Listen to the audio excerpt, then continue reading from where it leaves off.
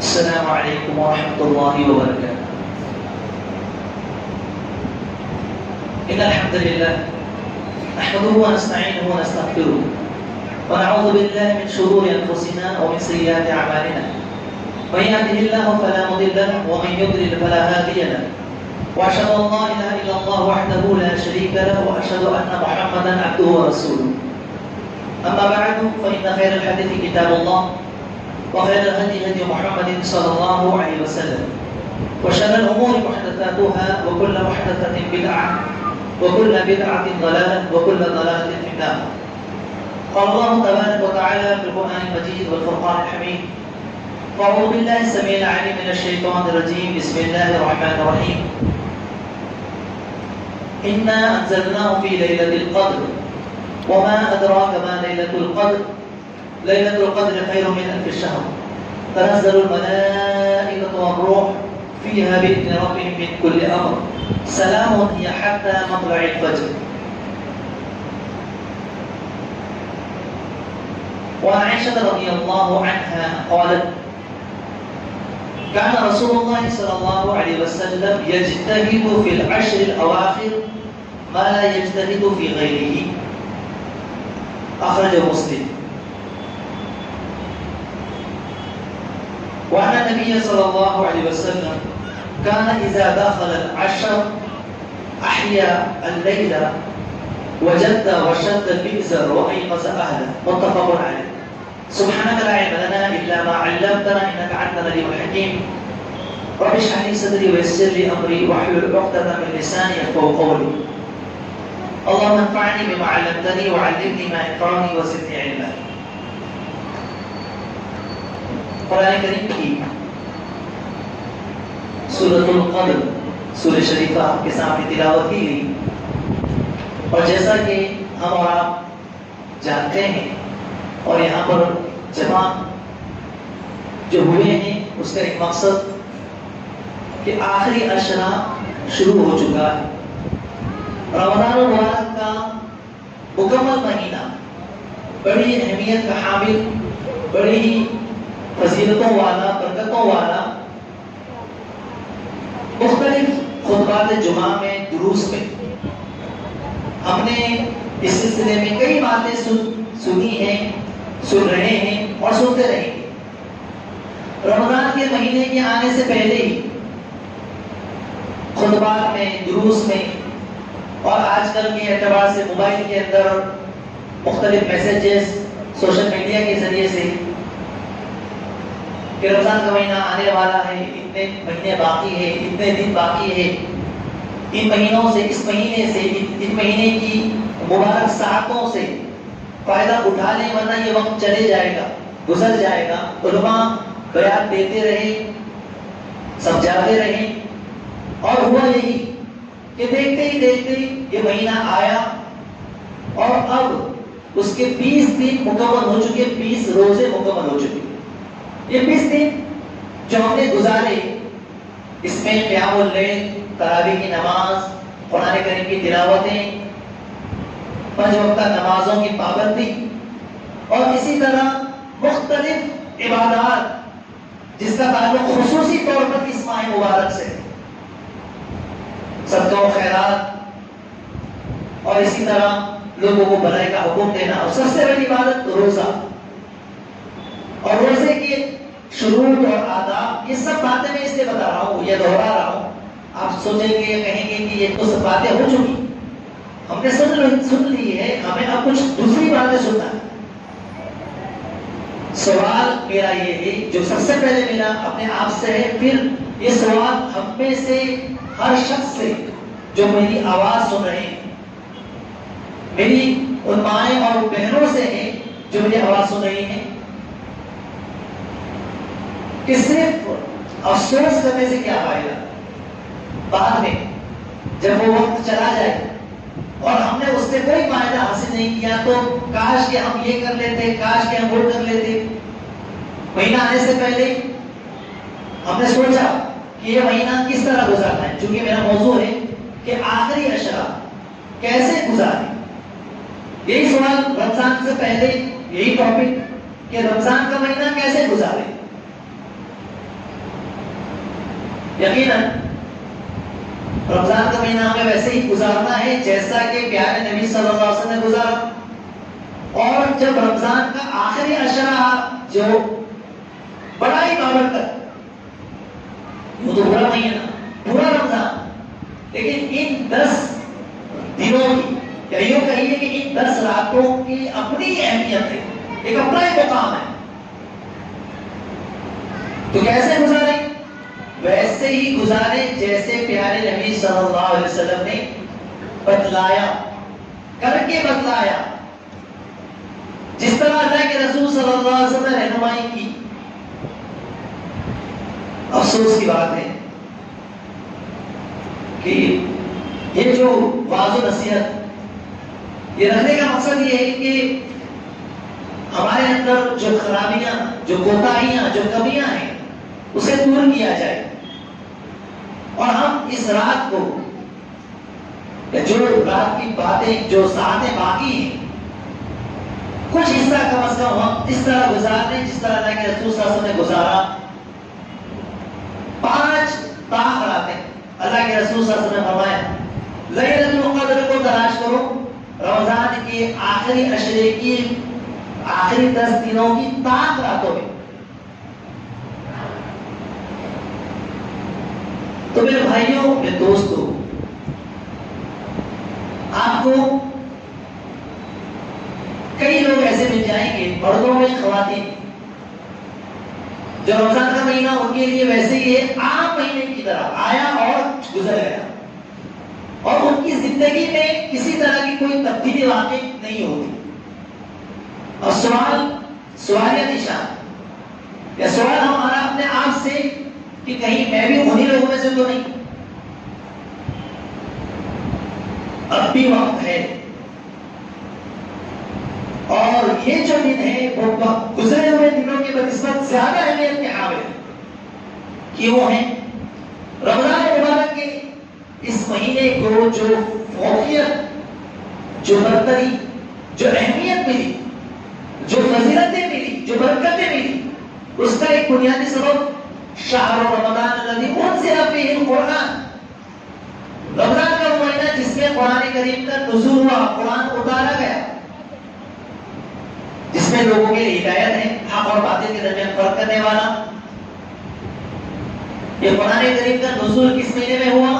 رمضان کے مہینے میں. رمضان کے مہینے میں کون سے دن ہوا، کون سی رات ہوا؟ قرآن کریم کی سورہ قدر کی، جس کی تلاوت بھی آپ کے سامنے کی گئی. انا انزلناہ فی لیلۃ القدر وما ادراک ما لیلۃ القدر لیلۃ القدر خیر من الف شہر. چھوٹی سی سورہ شریفہ بچے کو بھی یاد ہے، اور اگر یاد نہیں ہے تو یاد کرائیں. اس کی عظمت، قرآن کی عظمت ہمارے بچوں کے دلوں میں بٹھائیں. ہم نے قرآن کو قدر والی رات میں نازل کیا، اور نبی کریم صلی اللہ علیہ وسلم آپ کو کیا معلوم کہ قدر والی رات کیا ہے؟ لیلۃ القدر خیر من الف شہر. یہ قدر والی رات 1000 مہینے سے بہتر، برابر نہیں کہا، 1000 مہینے کے برابر نہیں کہا، 1000 مہینے سے بہتر کہا. 1000 مہینے سے بہتر کیا مطلب ہے؟ کہ آپ اس مہینے میں عبادت کر کے اپنے رب کو راضی کر لیں، اپنی گناہوں سے معافی مانگ لیں، توبہ، استغفار، عبادت کی جتنے بھی اقسام ہیں، جس کو بھی آپ چاہیں، اختیار ہے، آپ کو اختیار ہے. آپ نوافل کا اہتمام کرنا چاہتے ہیں، نمازیں پڑھنا چاہتے ہیں، پڑھیں. قرآن کریم کی تلاوت کرنا چاہتے ہیں، کریں. سبحان اللہ، استغفر اللہ، ذکر و اذکار کرنا چاہتے ہیں، رو کر کے اپنے رب کے سامنے تنہائی میں رونا چاہتے ہیں، عبادت کرنا چاہتے ہیں، دعا کرنا چاہتے ہیں، جو چاہیں کرنا چاہتے ہیں کریں. صدقہ و خیرات کرنا چاہتے ہیں، کوئی عبادت کی جتنی بھی کوئی قسم آپ کے لیے خاص نہیں کی کہ یہی کریں. عام، ہاں البتہ اجتماعی شکل دینا اس سے روکا گیا. اور اجتماعی طور پر جو ثابت ہے وہ کیا ہے؟ وہ قیام اللیل ہے، قیام ہے، لمبا قیام.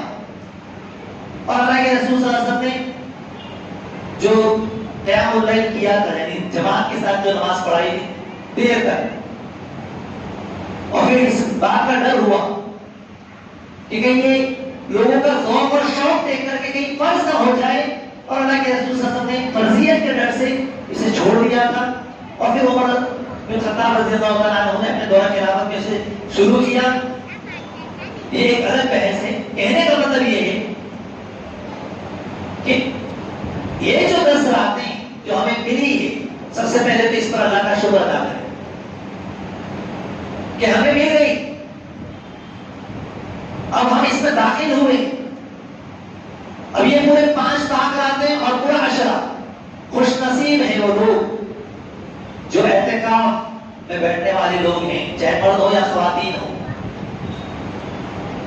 اعتکاف کا مطلب کیا ہے؟ اعتکاف دنیا کے سارے جھمیلوں سے اپنے آپ کو الگ کر کے، سارے مسائل سے اپنے آپ کو دور کر کے مسجد کا ایک کونا پکڑ لینا. مقصد کیا ہے؟ تاکہ اللہ کو یاد کریں، اپنے گناہوں کی بخشش، معافی مانگے. اور خاص طور پر وہ رات جسے 1000 مہینوں کے برابر نہیں، بہتر قرار دیا گیا، اس رات کو تلاش کریں.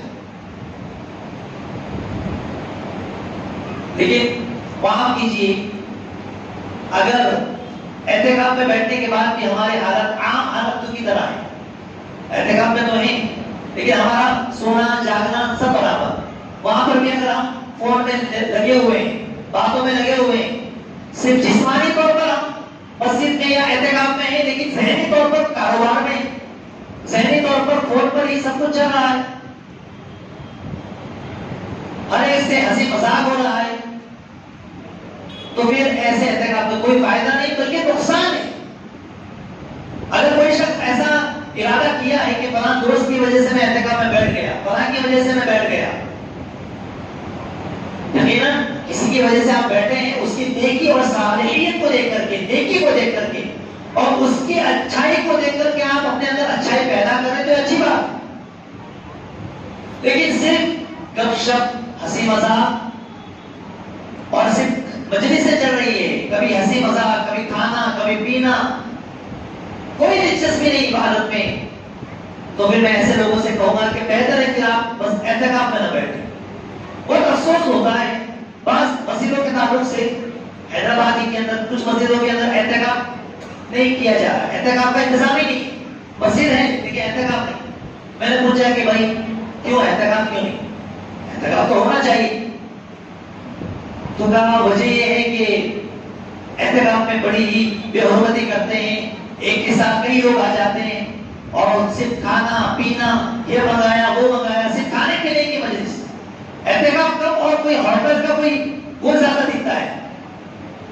پھر کچرا اور صفائی کا اہتمام نہیں، پھر وہاں سے ہنسنے کی اور آوازیں آ رہی، دوسرے مسئلوں کو پریشانی ہو رہی ہے، اس لیے ہم نے احتکام ہی لیا تھا.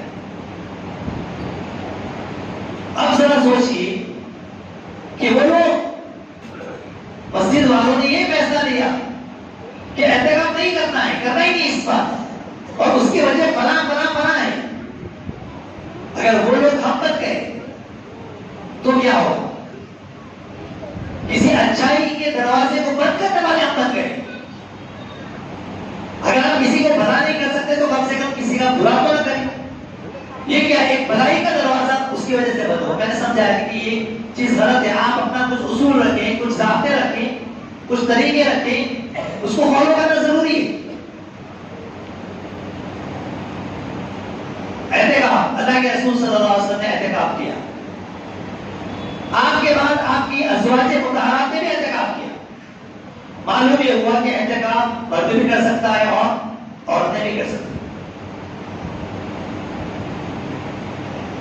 لیکن اعتکاف میں جب ہم بیٹھتے ہیں تو مقصد ہمارا جیسے کہ میں نے بتایا صرف ایک ہی ہو، لیلۃ القدر کی تلاش. اور اگرچہ کہ 5 راتیں ہیں لیکن اعتکاف والوں کو چاہیے کہ وہ 10 راتیں عبادت میں گزاریں، جاگیں صرف اور صرف عبادت. نماز پڑھی جائیں اور فوراً اپنے اعتکاف میں داخل ہو جائیں. صرف فرض نماز، کوئی ضروری کام اس کے لیے وہ نکلے. پھر وہ باہر نظر نہ آئے، ادھر ادھر بات کر رہے ہیں، ادھر بات کر رہے ہیں، کبھی اوپر چلے گئے، کبھی چھت پہ چلے گئے، کبھی گھنٹوں فون پہ ہیں. ہرگز نہیں. ایک کو دیکھ کر کے بھی دوسرے کا بھی دل ہوتا ہے، تیسرے کا بھی دل ہوتا ہے، پورا ماحول خراب ہو جاتا ہے. تو یہ وہ لوگ ہیں جو ابھی اعلان بھی کیا گیا صفائی کا اہتمام کریں، کھانا پینا تو انسانی ضرورت ہے، لیکن اسی کو مقصد نہ بنا لیں. اعتکاف کے اندر خواتین بھی اس چیز کا خیال رکھیں. عام لوگ آخری عشرہ کیسے گزاریں؟ اب اگر ہم جائزہ لیں تو کچھ لوگ تو آخری عشرہ جو کہ عید قریب ہے تو کیسے گزارتے ہیں؟ شاپنگ، خریدی کرنا ہے، کپڑے لینا ہے، تو پوری رات بلکہ تاک رات میں بھی صرف ان کی دکانوں میں اور مارکیٹ اور صرف چکر لگانے میں گزر جاتے ہیں. عبادت کیسے ہوگی؟ میرے بھائی اور دوستو، اللہ کے رسول صلی اللہ علیہ وسلم اس رات کا خاص اہتمام کرتے تھے. اللہ کے رسول صلی اللہ علیہ وسلم کی حدیث میں بھی آپ کے سامنے رکھی. عائشہ رضی اللہ تعالی عنہا بیان کرتی ہے کہ اللہ کے رسول صلی اللہ علیہ وسلم كان رسول الله صلى الله عليه وسلم يجتهد العشر الاواخر، يجتهد في العشر الاواخر ما لا يجتهد في غيره. آخری عشرے میں جتنی زیادہ عبادت میں محنت کرتے تھے، کوشش کرتے تھے، دوسرے دنوں میں نہیں کرتے تھے. مطلب کیا ہے؟ اور اس نے اس کا مطلب یہ بیان کیا ہے کہ جو دوسرے دن ہیں، یعنی ان 10 دنوں سے پہلے کی جو 20 دن ہیں، اس میں اللہ کے رسول قیام بھی کرتے تھے، سوتے بھی تھے. لیکن آخری عشرے میں سوتے نہیں تھے، پوری رات جاگتے تھے، پوری رات جاگتے تھے. صرف جاگتے تھے، صرف اکیلے جاگتے ہی نہیں تھے. اور ایک روایت جس کو امام بخاری اور امام مسلم دونوں نے روایت کیا ہے، عائشہ صدیقہ رضی اللہ تعالی عنہا حدیث کی روایت ہے، كان اذا دخل العشر احيا الليل وجد وشد المئزر وايقظ اهله. اللہ کے رسول صلی اللہ علیہ وسلم کا معمول آخر عشرے میں کیا ہوتا تھا؟ جب آخری عشرہ آتا تھا، اللہ کے رسول صلی اللہ علیہ وسلم جب آخری عشرے میں داخل ہوتے تھے تو تیار ہو جاتے تھے اور اپنی کمر کس لیتے تھے. کمر کس لینے کا مطلب تیار ہو جاتے تھے عبادت کے لیے کہ اب آخری عشرہ آ گیا. اور احیا اللیل، پوری رات بیدار رہتے تھے، پوری رات جاگتے. اور اپنے اہل و عیال کو بھی جگاتے تھے. اس سلسلے میں ہمارے اندر کوتاہی پائی جاتی ہے. ہم خود اپنا سوچتے ہیں، گھر والوں کی فکر نہیں. قرآن کہتا ہے یا الذین آمنوا قوا انفسکم واہلیکم نارا، اے ایمان والو اپنے آپ کو، اپنے اہل و عیال کو جہنم کی آگ سے بچاؤ.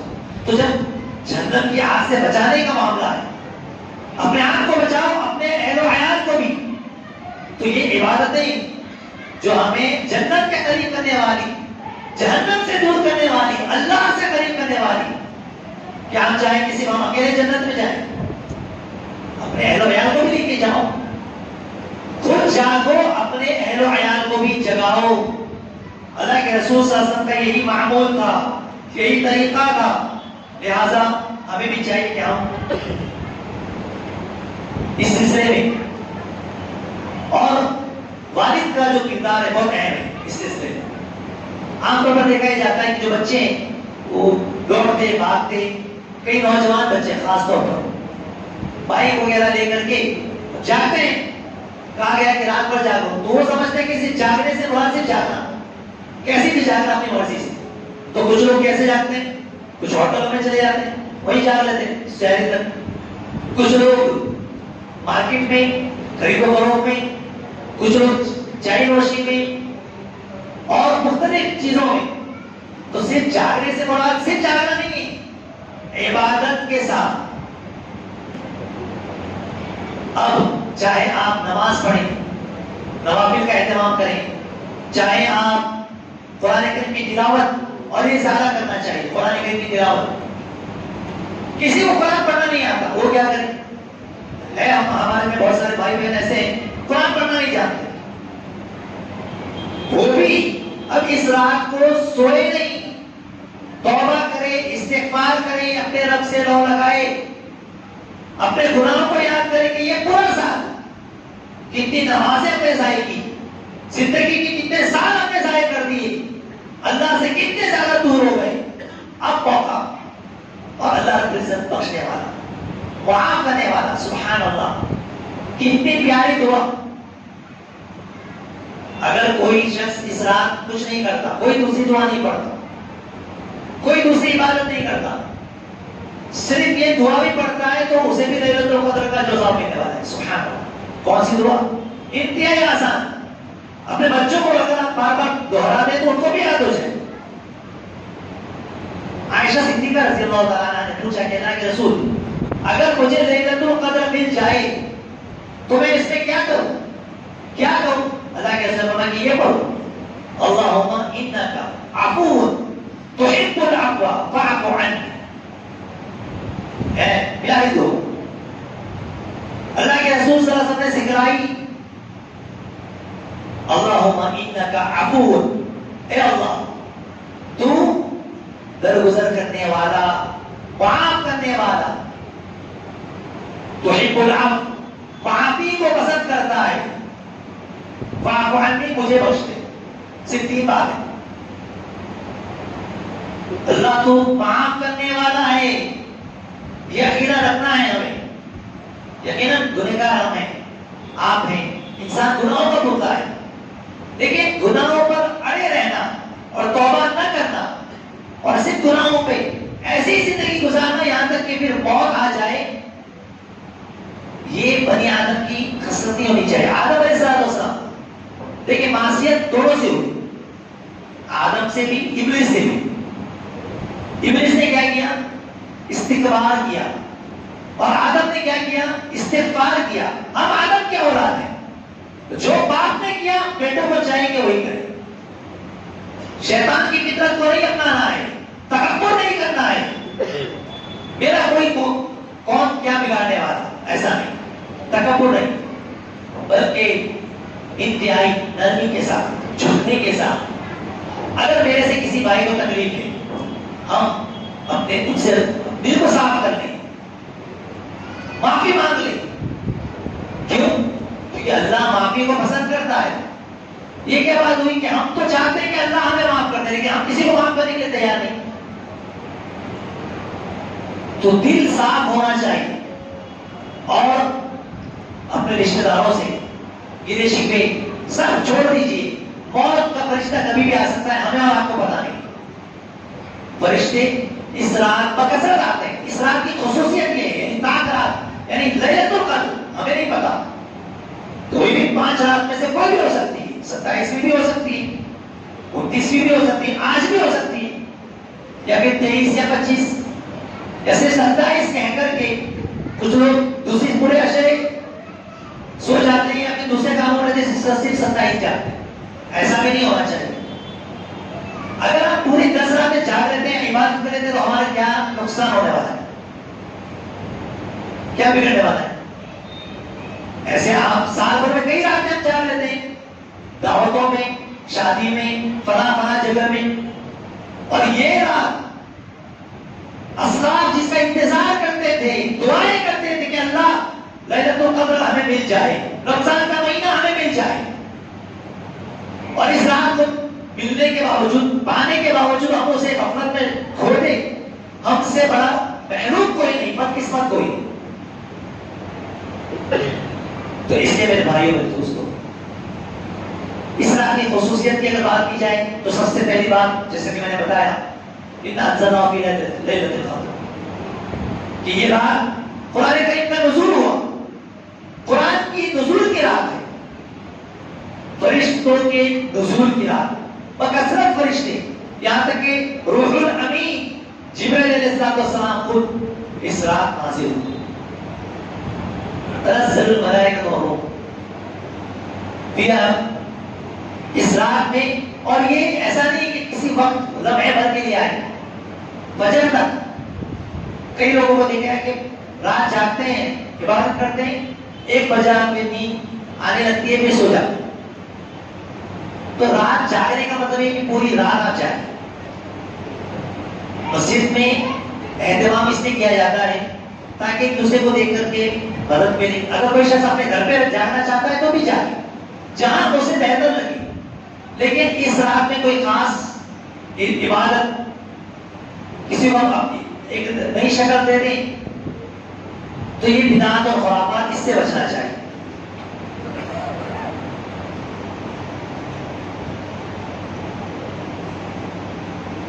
میں اپنی باتوں کو طول نہ دیتے ہوئے مختصر طور پر مزید چند باتیں بتا کر کے اپنی گفتگو کو ختم کروں گا۔ بخاری کی روایت عائشہ صدیقہ رضی اللہ تعالیٰ عنہا، 2 روایتیں آپ کے سامنے رکھی، اور تیسری روایت تحروا لیلۃ القدر فی الوتر من العشر الاواخر من رمضان،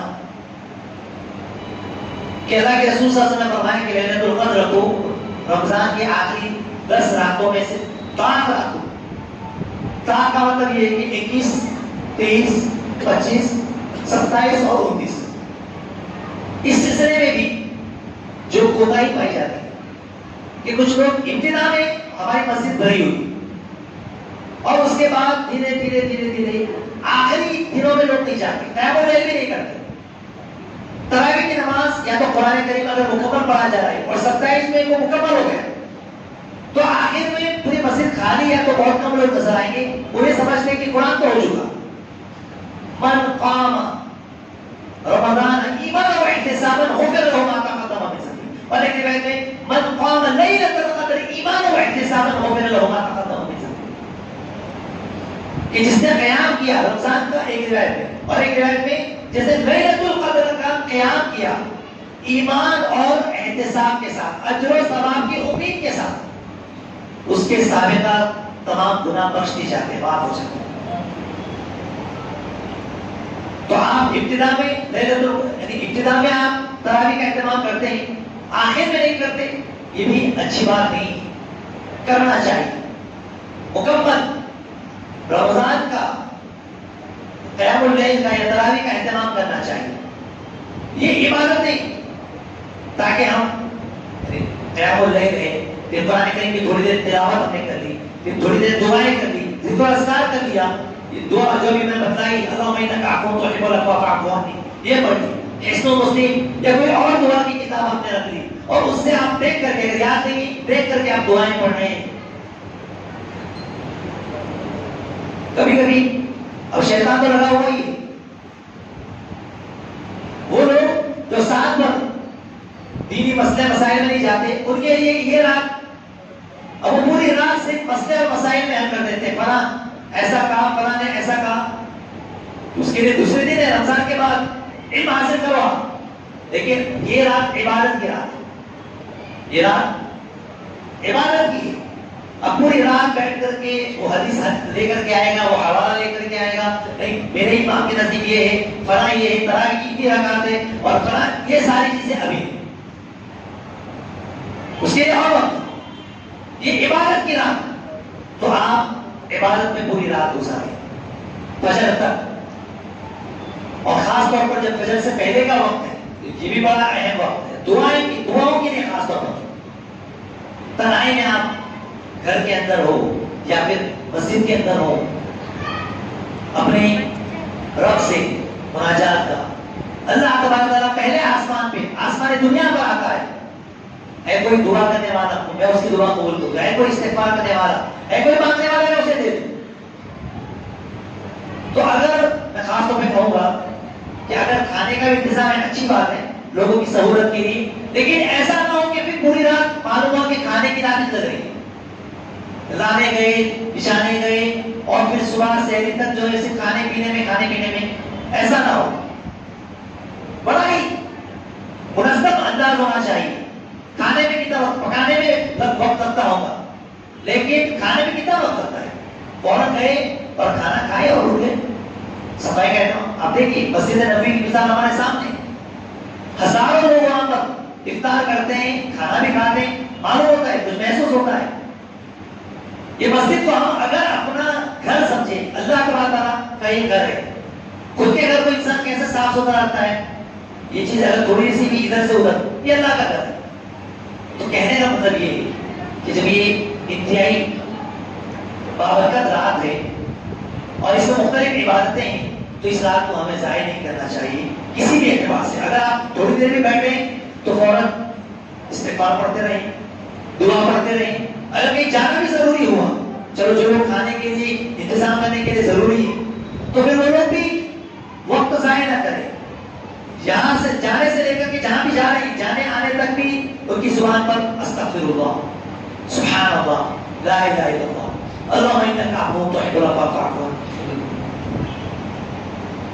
اور پھر میں دوبارہ یاد دہانی کروں گا کہ دو دو چار چار ایسا گروپ بنا کر کے بیٹھ کر کے پھر بحث کرنا یا پھر کوئی مسئلہ مسائل چھڑ دینا، پھر لڑائی جھگڑا، آواز پکارا، یہ ساری چیزیں نہیں ہونی چاہیے. خواتین میں بھی یہ ساری چیزیں نہیں ہونی چاہیے. قرآن کی تلاوت کریں، سنتیں پڑھیں، نوافل پڑھیں، ذکر و اذکار کریں، دعا کریں. آپ اپنے لیے جو آداب سکھائے، سب سے پہلے اپنے لیے، اپنے والدین کے لیے، تمام مومنین مسلمانوں کے لیے. حالات ایک طرف مہنگائی، ایک طرف ہمارے غربا مساکین مسلمان پریشان حال دنیا کے مختلف علاقوں میں، ان سب کے لیے ہم کچھ نہیں کر سکتے، کم سے کم دعا کر سکتے ہیں. آج کی رات مانگے، مانگنے کی رات، اپنے رب کو راضی کرنے کی رات، 1000 مہینوں کی عبادت سے بہتر اجر و ثواب حاصل کرنے کی رات. معلوم ہے آپ کو 1000 مہینے کتنا ہوتا ہے؟ 1000 مہینے، 1000 مہینے کا مطلب تقریباً 83 سال، 84 سال، 80 پر کچھ سال اور کچھ مہینے ہیں. تو یہ جو کسی کی زندگی میں اتنی نہیں ہوگی. ذرا سوچیے کہ اگر 10 رات ہم نے دے دیا اپنی زندگی کے، اور الحمدللہ ایسے لوگ بھی ہیں جو سال بھر کاروبار کرتے ہیں، تجارت کرتے ہیں، لیکن یہ 10 رات لوگ کیا کرتے ہیں کہ نہیں، میں جو ہے صرف عبادت کروں گا، کیونکہ انہیں معلوم ہے کہ یہ رات مل رہی ہے، سب سے بڑا پروفٹ ہوگا. ایسی تجارت نہ تبو، کبھی نقصان ہی نہیں. جس مقصد کے لیے ہم آئے دنیا میں، وہ اگر آپ کو مل جا رہا ہے ایک رات جانے سے، تو برا کیا ہے؟ اسی لیے کچھ جو عقل مند وہ لوگ کیا کرتے ہیں، استطاعت جن کو اللہ رب العزت دی ہے، وہ لوگ دنیا کے سارے چیزوں سے چھوڑ چھاڑ کر کے ٹکٹ نکال لیتے ہیں، حرم میں مکہ میں چلے جاتے ہیں. مکہ اور مدینہ میں عمرہ بھی کر لیتے ہیں. رمضان کے مہینے میں عمرہ کریں گے تو حج کا ثواب بھی ہے. پھر اس کے علاوہ ایک نماز کا ثواب 1 لاکھ. سوچئے سر، ایک نماز کا ثواب کتنا ہے؟ اگر استطاعت ہے تو ہمیں ہمارے رمضان کہاں گزرنا چاہیے؟ مکہ میں گزرنا چاہیے، مدینہ میں گزرنا چاہیے. اگر استطاعت کتنا؟ ایک نماز کا ثواب 1 لاکھ کے برابر. پھر رمضان ہے، پھر لیلۃ القدر ہے، وہاں کی الگ ہی رونا. ٹھیک ہے، ہر ایک کے حالات ایک جیسے نہیں ہوتے، مایوس ہونے کی ضرورت نہیں ہے، وہ بھی محروم نہیں ہے. اللہ رب العزت نے انہیں بھی نوازا ہے. کہنے کا مطلب یہ ہے کہ کسی بھی اعتبار سے یہ رات ہم سے چھوٹنے نہ پائے، اس کا اجر و ثواب ہم سے چھوٹنے نہ پائے. چاہے گھر پر ہو اپنے گھر والوں کو جگائیں، مسجد میں ہو تو ادھر ادھر دوستوں میں وقت گزاری نہ کریں. مسجد میں ہو تب بھی، گھر پہ ہو تب بھی، یا کہیں پر بھی آپ ہو. چلو ٹھیک ہے، آپ دکان میں بھی اگر آپ چلا رہے ہیں تو تب بھی آپ ذکر و اذکار کرتے رہیں، عبادت کرتے رہیں. اللہ سے دعا کہ اللہ تبارک و تعالی ہمیں کہنے سننے سے زیادہ اس کو عمل کرنے کی توفیق عطا فرمائے. اور لیلۃ القدر کا جو اجر و ثواب ہے اللہ رب العزت نے جو رکھا ہوا ہے، اللہ رب العزت ہمیں اس کا مستحق بنائے. آمین. اقول قولی ھذا واستغفر اللہ لي ولكم واستغفروه هو الغفور الرحيم. واخر دعوانا الحمد لله رب العالمين. السلام عليكم ورحمة الله وبركاته.